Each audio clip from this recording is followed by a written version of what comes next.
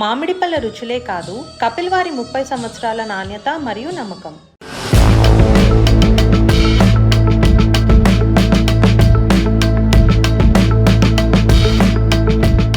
America China మధ్య కొనసాగుతున్న వాణిజ్య యుద్ధం ప్రపంచవ్యాప్తంగా వివిధ రంగాలపైన ప్రభావం చూపుతోంది. అయితే ఈ సంక్లిష్ట పరిస్థితుల్లో టాటా గ్రూప్ ఆధ్వర్యంలోని ఎయిర్ ఇండియా ఎయిర్లైన్స్కి అనుకోని అవకాశంగా మారుతున్నాయి. చైనా విమానయాన సంస్థలు తిరస్కరించిన బోయింగ్ విమానాలను కొనుగోలు చేయాలనే దిశగా ఎయిర్ ఇండియా అడుగులు వేస్తోంది. ఇప్పటికే ఎయిర్ ఇండియా సంస్థ తమ కార్యకలాపాల విస్తరణ, సేవల మెరుగుదల దృష్ట్యా భారీ పునరుద్ధరణ ప్రణాళికను అమలు చేస్తోంది.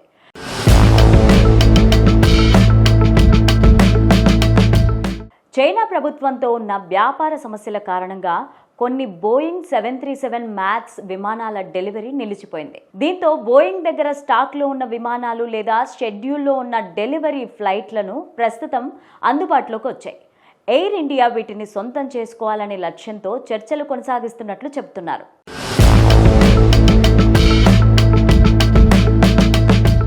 గతంలో ఎయిర్ ఇండియా చైనా కోసం తయారు చేసిన 41 బోయింగ్ 737 మ్యాక్స్ జెట్లను కొనుగోలు చేసింది. ఈసారి విమానాలు ఎయిర్ ఇండియా ఎక్స్ప్రెస్ విస్తరణకు కీలకంగా మారనున్నాయి. ఇండిగో వంటి దిగ్గజాలు ఎదుర్కోవాలంటే అధునాతన, ఎక్కువ సామర్థ్యం గల విమానాలు తప్పనిసరి. దీంతో మున్ముందు మార్కెట్లో తమ స్థానాన్ని బలపరుచుకునేందుకు ఎయిర్ ఇండియా ఈ అవకాశాన్ని వినియోగించుకోవాలనే ప్రయత్నంలో ఉంది.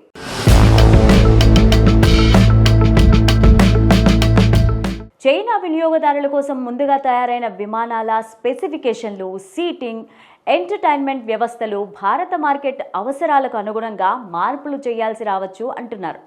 ఇక బోయింగ్కు ఇది తాత్కాలికంగా వ్యాపారపరంగా ఇబ్బందిగా అనిపించినా చైనా మినహాయించి ఇతర ఆసియా దేశాల నుంచి వచ్చే డిమాండ్ బోయింగ్కు ఊతమివ్వనుంది.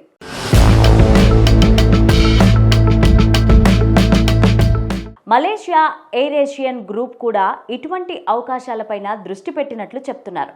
మొత్తంగా చూస్తే ఈ వాణిజ్య ఘర్షణతో ఓవైపు అనిశ్చితి నెలకొన్న ఎయిర్ ఇండియా వంటి సంస్థలకు మైలురాయిగా నిలిచే అవకాశం ఉంది.